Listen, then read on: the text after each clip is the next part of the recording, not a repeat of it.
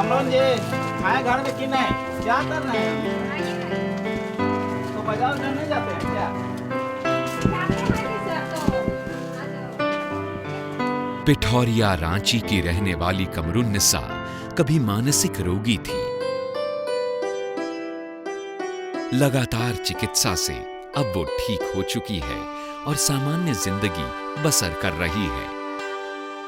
पहले तो कुछ चीज़ में ध्यान नहीं जाता था, लगता है कि अब इतना सामान लाएंगे तो बेचाएगा, फायदा होगा।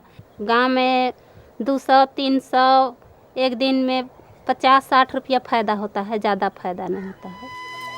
नव भारत जागृति केंद्र की मदद से अब कमरुन्निसा चूड़ियां बेचने का काम करती है। इसी से कमरुन्निसा के परिवार का गुजर बसर होता है।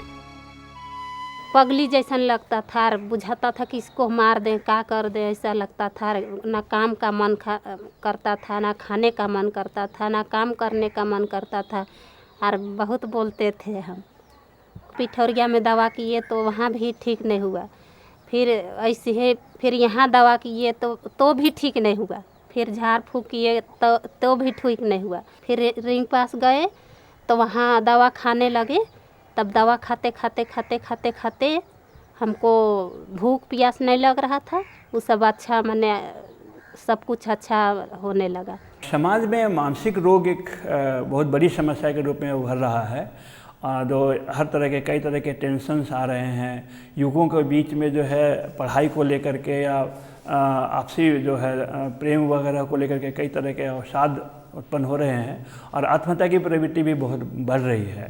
साथ साथ जो है कई तरह के जो आघात लगते हैं, मानसिक आघात, जिसके कारण के लोग मानसिक विक्षिप्तता हो जाती है और लोग जो है काफ़ी उग्र भी हो जाते हैं, डिप्रेस्ड हो जाते हैं। वर्ल्ड हेल्थ ऑर्गेनाइजेशन का जो एक आंकड़ा है उसके अनुसार लगभग 10% रोगी व्यक्ति जो हैं किसी न किसी मानसिक रोग से ग्रसित होते हैं और जिसमें कि 1% जो है काफ़ी गंभीर रूप से उनके मानसिक रोग होता है।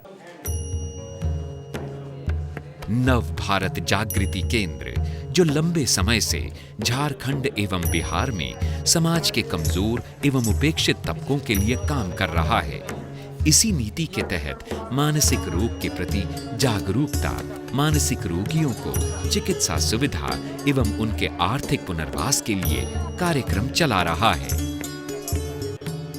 मानसिक स्वास्थ्य कार्यक्रम हम लोग काफ़ी दिनों से चला रहे हैं और मूलतः जो बेसिक नीड्स एक संस्था है, जो इंग्लैंड की एक संस्था है, उसके सहयोग से इस कार्यक्रम को हम लोग अब तक चलाते रहे हैं।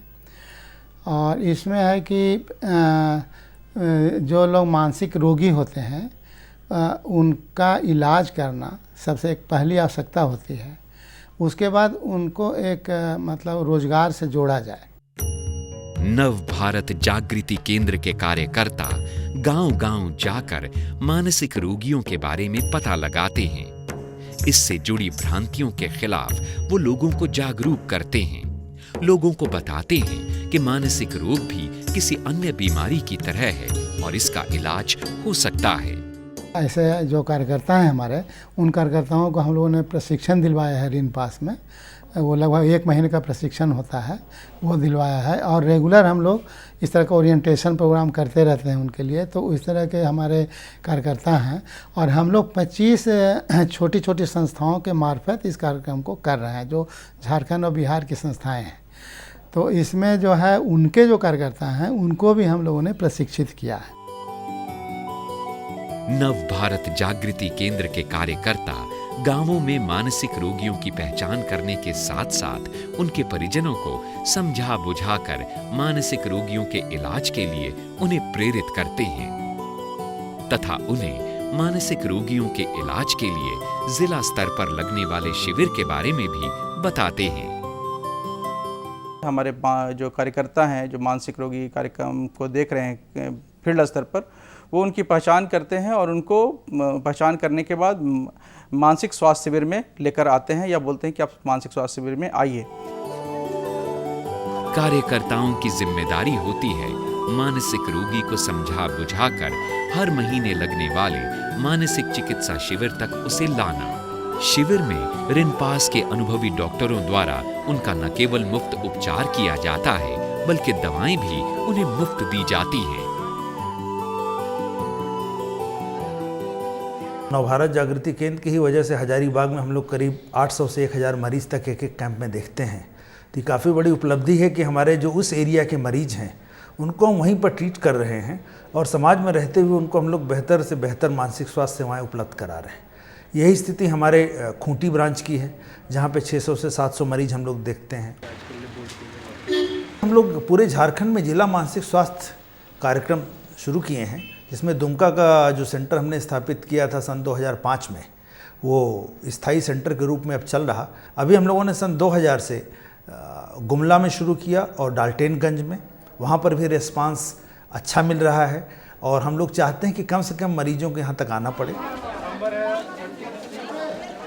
जिला मानसिक कार्यक्रम सरकार के द्वारा चलाने का प्रावधान है, तो झारखंड के 4-5 जिलों में यह कार्यक्रम चल रहा है, जहाँ की उसी तरह जो कोई व्यक्ति मानसिक रोगी है वहाँ जाता है तो जो वहाँ साइकेट्रिस्ट होते हैं उनका इलाज करते हैं और दवा वगैरह देते हैं। लेकिन बिहार में इसका काफ़ी नितांत अभाव हमें देखने को मिलता है। तो बिहार में हम लोग जो हैं वो अपने संस्था के स्तर से वहाँ पर हम लोग कैंप लगाते हैं।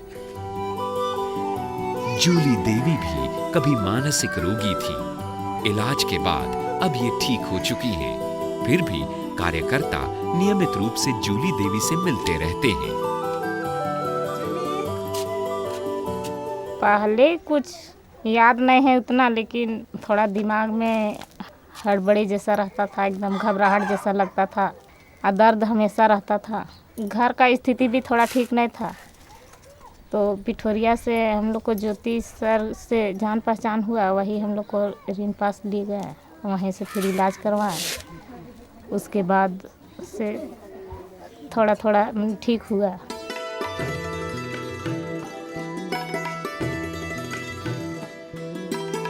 अभी ठीक ठाक है तबीयत? अभी ठीक है। दवाई से बराबर ले रहे हैं? हाँ, दवा तो खाते हैं। मानसिक रोग का इलाज लंबे समय तक चलता है, इसलिए कार्यकर्ता मानसिक रोगी के साथ लगातार संपर्क बनाए रखते हैं। वो इस बात का ख्याल रखते हैं कि रोगी लगातार दवा का सेवन करता रहे और प्रतिमाह कैंप में आकर अपनी जांच कराए। मानसिक रोगियों के साथ एक और समस्या होती है कि जब वो ठीक हो जाते हैं तो उनको पुनः वो रोग वापस नहीं हो, पुनः वो फिर रोगी नहीं हो। इसके लिए जो है उनको किसी काम से, उनको पढ़ाई से, उनको परिवार से जोड़ने की ज़रूरत है और उसमें समुदाय को उनके प्रति एक सहानुभूतिपूर्वक धारणा रखते हुए उनको फिर से जो है स्कूल और पढ़ाई या काम से जोड़ना चाहिए। हमने कई जो औरतें हैं जिनको उनके पतियों ने छोड़ दिया था, उनको फिर से स्थापित किया है। कई बच्चे जो स्कूल से अलग हो गए थे, उनको फिर से स्कूल से हमने जोड़ा है और हमने रोज़गार की भी व्यवस्था की है। 5 से 10 हज़ार रुपये की व्यवस्था हो जाने से वो व्यक्ति कोई दुकान खोल के, बकरी लेकर के या गाय लेकर के जो है पुनः अपने रोज़गार से जुड़ता है और एक स्वावलंबी रूप से अपना जीवन व्यतीत कर सकता है।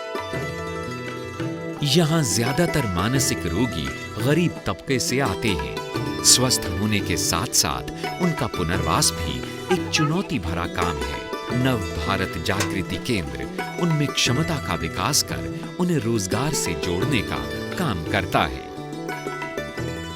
उधर से भी हमको मदद मिला, जिसमें कि हम अपना बकरी खरीदे, इसको मेहनत उसमें पाले पोसे, उसमें बढ़ा, उसमें फ़ायदा भी हुआ, कुछ नुकसान भी हुआ। 2 गो मर गया, 4 ठो बेचे तो 2 ठो मर भी गई। यहाँ कई इलाकों में स्वस्थ हो चुके मानसिक रोगियों के स्व सहायता समूह बनाए गए हैं। मानसिक रोगी इन समूहों में पैसे जोड़ते हैं और यहीं से ऋण लेकर छोटा मोटा कारोबार करते हैं। नव भारत जागृति केंद्र ऐसे समूहों को सस्ते ब्याज पर ऋण मुहैया कराता है। समाज के बीच में जो मानसिक रोगियों के विषय में भ्रम था वो थोड़ा कम हो रहा और इसका सीधा रिजल्ट हमारे रेनपास के स्टैटिस्टिक्स में आप देखिए। सन 2000 में पूरे साल भर में 6000 मरीज आए थे, 6600, और सन 2010 में 66,000 पेशेंट्स आए, तो यानी 10 गुना। तो ऐसा नहीं कि मानसिक रोग बहुत ज़्यादा इस प्रोपोर्शन में बढ़ रहा, लेकिन ये निश्चित रूप से है कि NGOs के सहयोग के बाद लोगों में मैसेज गया, मानसिक रोग का इलाज संभव है और इसी की वजह से ज़्यादा मरीज अब आना शुरू हो गए हैं। मानसिक रोग को अब पहले जैसा डायन भूत का प्रकोप नहीं माना जाता। नव भारत जागृति केंद्र की पहलकदमी से मानसिक रोग के बारे में जागरूकता बढ़ी है और रोगियों के लिए चिकित्सा सुविधाएं भी बेहतर हुई हैं। लेकिन मंजिल पाना अभी बाकी है।